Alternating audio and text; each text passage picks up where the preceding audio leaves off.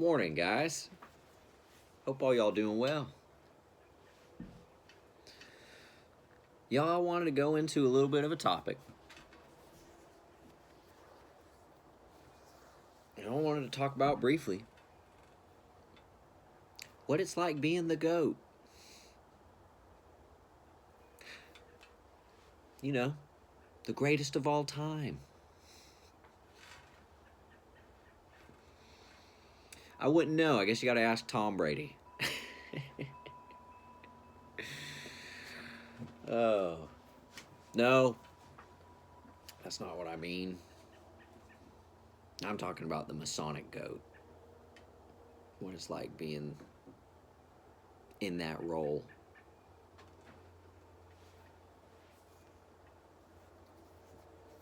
Confusing. If I had to boil it down to one word. I can remember, and maybe if you're going through this, any of you will remember something like this too, but when you're in the Masonic Goat,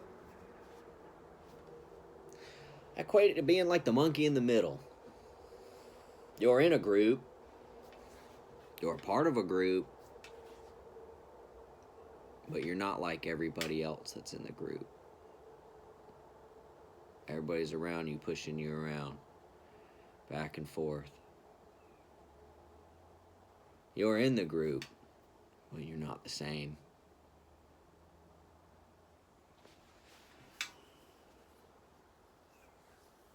Y'all have to look up the ritual, the scapegoat ritual.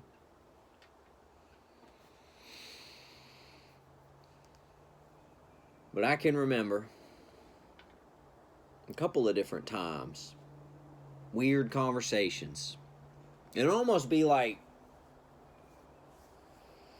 when I was alone with certain people, they'd be friendly to me, but then when other folks would come around them, they would change and not be friendly to me in front of the others. And so that was odd. But I remember a couple of odd conversations. One in particular, I was a little boy. I must have been like 5. And I remember one of my friend's fathers said something to me. And I also remember overhearing him talking about how he really didn't want me to play with his kids. He didn't want me around his children. And I remember he was explaining that to his wife, the mom. And he said he's a ritual kid. So I really don't want him around our kids. It was kind of hard to hear. But being a parent now, I'll be honest, I understand. But that same man later came up to me when we were alone. And he told me a little bit of truth. He basically told me something along the lines of how out of all the families in the world that I could have been put into, that I was probably the most unluckiest person because I got the ones that I got. And that life was going to be hard for me.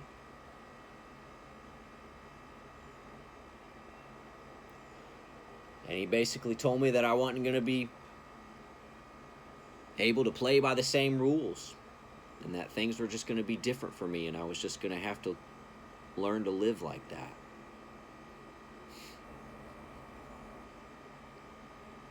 I go, okay. You know, what would a 4 or 5-year-old know what to do with that? I just know it hurt hearing that he didn't want me to play with his kid. He was my friend.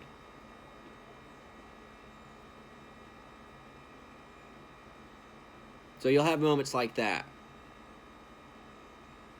And that wasn't the first time. It's happened a couple other times.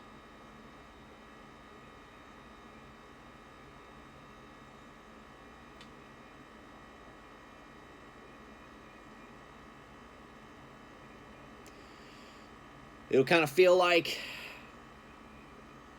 there's some joke or there's some plan or there's something, some inner, inside joke that everyone, people around you, your family, close friends, family friends, are in on and aware of, but you.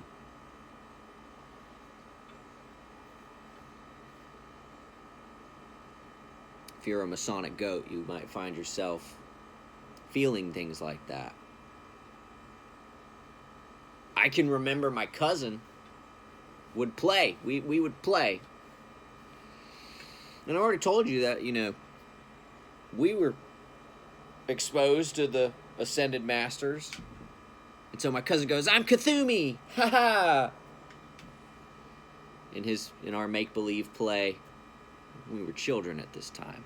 I don't know, 7 years old, 8 years old.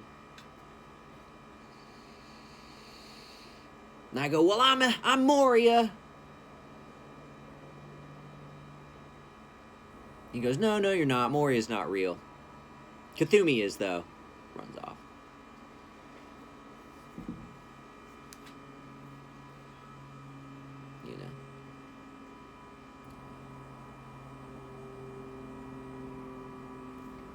So it'll be things like that. There'll be a realm of information that you're not supposed to be privy to. But you're around it. And very much in it. You might be a Masonic goat.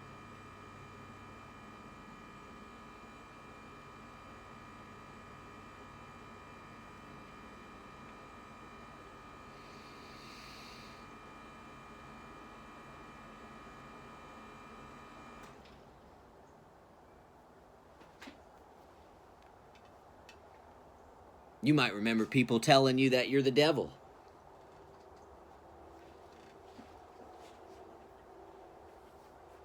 Or a hellion. I used to get that one. You're a hellion. A lot. God will never love you. God hates those like you. You'll hear things like that. Growing up.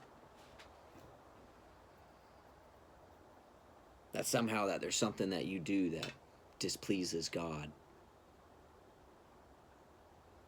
And I'm talking about, these are experiences early childhood. So if you experience things like that, and you don't know why, because you really can't think of a reason why would God be mad at a little 5-year-old boy, 6-year-old boy?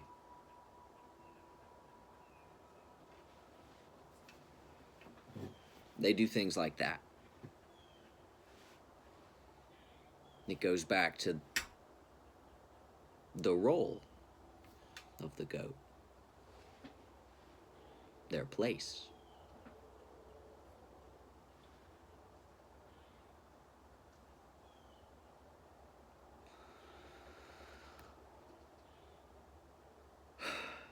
You might recall experiences where certain adults take certain liberties to touch you, manhandle you in a certain way, more so, maybe even in front of your family, your father. I can remember it was Halloween, around Halloween, and we were at a church function, one where they let you dress up for Halloween. Kids get all dressed up. And I remember being disappointed at this function because earlier that week we had did a neighborhood Halloween thing. And my mom made me and my brother Ninja Turtle outfits. Ninja Turtles was one of my favorite shows growing up. And I liked that costume. It was cool. But for the church event, we couldn't be Ninja Turtles. We had to be cows. That's what I was told. I was told we were cows. The brothers moo. So me and my brother, we're at this church event, hanging out with Dad. We're at like the dining hall. Some old man comes up. Somebody Dad knows. He comes up to Dad and he goes, "Look what you got here. I guess you got you a pair of farm animals." Dad grins. He goes, "Which one's the goat?" Dad kind of,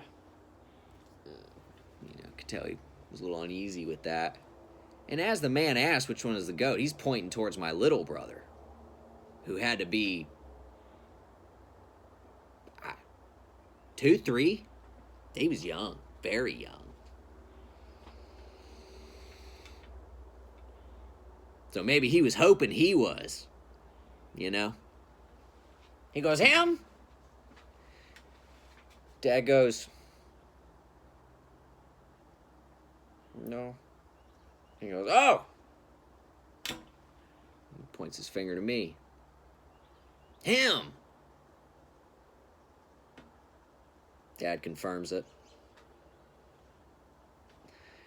And after he does, the man grabs my face, squeezes it, shakes my face around like he's inspecting some farm animal. And he goes, "I got a carrot for you later." Throws my face away in front of my father. And I remember walking back to the car being like, "Dad, why'd you let that guy do that?" Thinking that. And my mom must have thought the same thing because she said something to him about him. So why'd you let that man do that? Touch your son like that? If you're a Masonic goat, you may have some memories like that.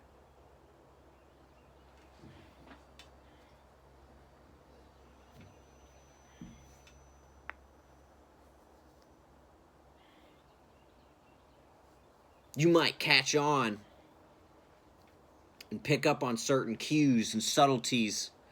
Maybe like, you'll notice that there's people, peers in your class, that you don't really hang out with them, but they know you.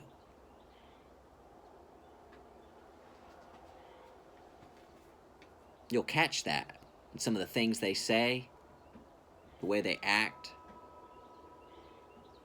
Well, you don't spend time with them, but yet they'll know you. You might even catch old men telling you things like, "I know your dad." I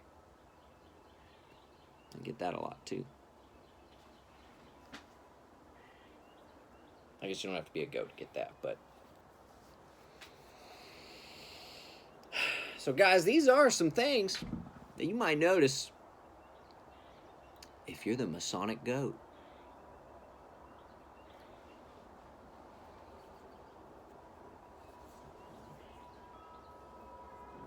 But guys, it does get better. Eventually, you grow out of that role.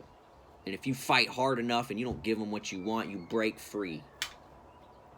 God will protect you, just as He's protected me. Believe it. Have a good morning.